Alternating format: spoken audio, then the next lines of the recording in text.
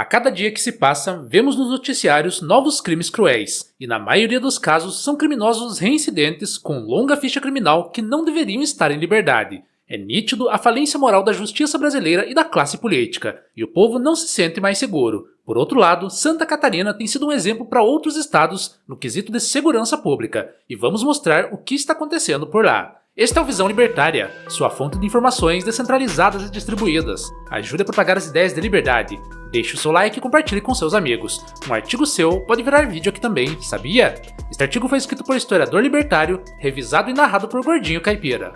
Para variar, sob a gestão do governo federal petista, o Brasil afunda no caos e no aumento da violência. Nossas cidades nos lembram a terrível Gotham City do filme Batman, com um bandido a cada esquina. Recentemente, o público da internet ficou chocado com vários casos absurdos e cruéis de assassinatos. Entre eles, nos assustou o caso da jovem estudante Ana Paula, de 19 anos, que foi assassinada por um criminoso drogado chamado Cláudio Pacheco, que queria o celular da vítima. Outro crime que seria evitável se a justiça do Brasil funcionasse é o caso de Vanessa Lara, uma jovem que tinha 23 anos e estudava psicologia. Ela foi encontrada morta em uma área de mata em Jabatuba, Minas Gerais. A garota foi enforcada com o fio do carregador do notebook dela, e seu assassinato chocou todo o Brasil. No mês de março, a famosa atriz Luísa Reis foi assaltada em São Paulo. O carro que ela estava foi atingido por pedras, e o bandido queria roubar o celular da atriz. Esses casos citados são só alguns poucos num universo de vários crimes absurdos que fazem do Brasil praticamente uma zona de guerra civil, com muitas mortes de inocentes, além de constante medo e estresse da população.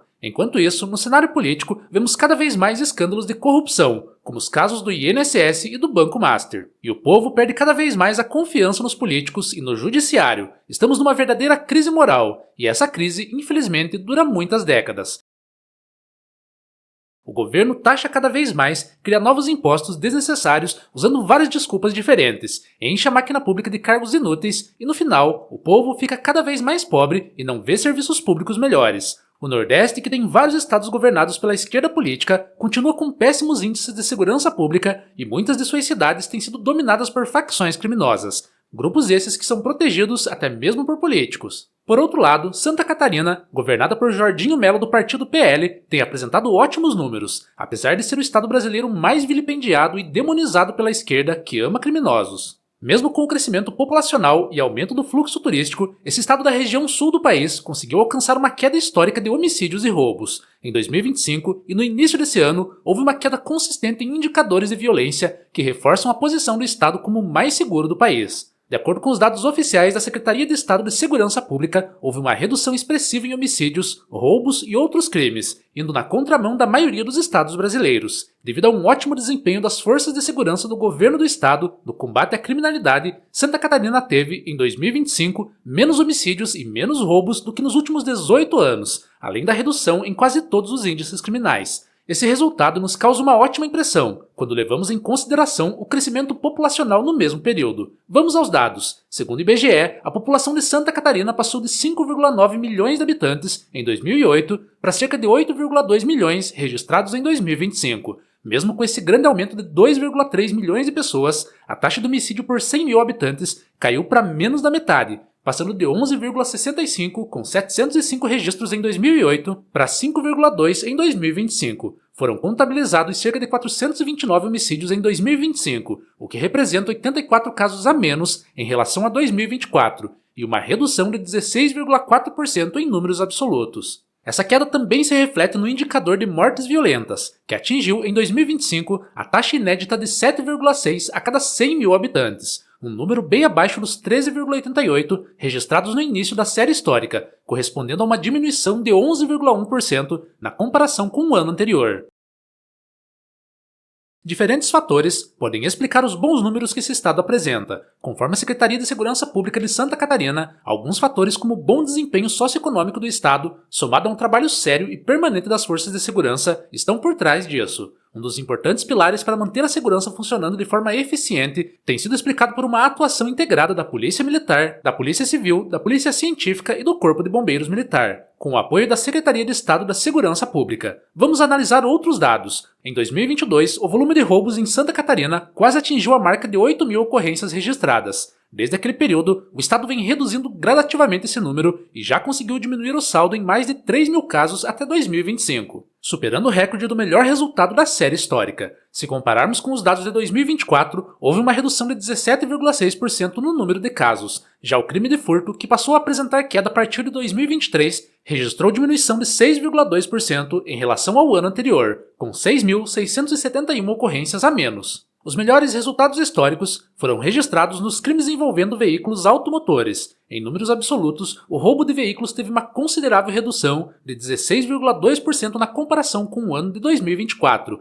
e acumula queda de 46,7% na taxa por 100 mil habitantes em relação à média dos últimos 4 anos. Já o furto de veículos teve redução de 8,4% em relação ao ano de 2025, acumulando queda de 23,9% na taxa por 100 mil habitantes desde 2022. Além disso, outro destaque foi a redução de 75% no roubo a instituições financeiras e de 18,5% no furto a instituições financeiras, resultados inéditos na diminuição desses crimes. Outro dado positivo foi a redução de 3,4% nos crimes de estelionato em relação a 2024, com 3.636 ocorrências a menos. Seguindo a tendência iniciada em meados de 2018, 71% dos registros de estelionato em 2025 ocorreram em ambiente virtual. O secretário Flávio Graff relatou que houve uma migração significativa desses crimes de meio físico para a internet, o que provocou aumento nos golpes virtuais. De acordo com Graff, ações de prevenção e combate por meio de operações policiais, além de campanhas de conscientização, ajudaram para essa diminuição. Até mesmo no combate à violência contra a mulher, Santa Catarina tem tido um resultado positivo. Os crimes direcionados contra mulheres em situação de violência doméstica apresentaram uma redução de 2,2% no último ano, representando 1.634 vítimas a menos em comparação com 2024. Mas é importante mencionar aqui que o estado de Santa Catarina lançou, em 2025, o Plano Estadual de Combate à Violência contra as Mulheres e o Programa Catarina por Elas. Também foram anunciadas novas delegacias de proteção à mulher, além do fortalecimento da Rede Catarina de Proteção à Mulher e o lançamento de uma campanha de conscientização. Apesar de ter acumulado queda de 12,6% na taxa por 100 mil habitantes em relação à média dos últimos 4 anos, o crime de feminicídio se manteve estável, somando 52 vítimas, uma mais do que comparado a 2024. A Segurança Pública de Santa Catarina conseguiu apurar e identificar os autores dos crimes contra mulheres em 100% dos casos, apesar da complexidade na prevenção desse tipo de crime. Para se ter uma noção disso, 77% dos casos ocorrem dentro de residências e cerca de 90% das mulheres não haviam registrado ocorrências anteriores e nem possuíam medida protetiva.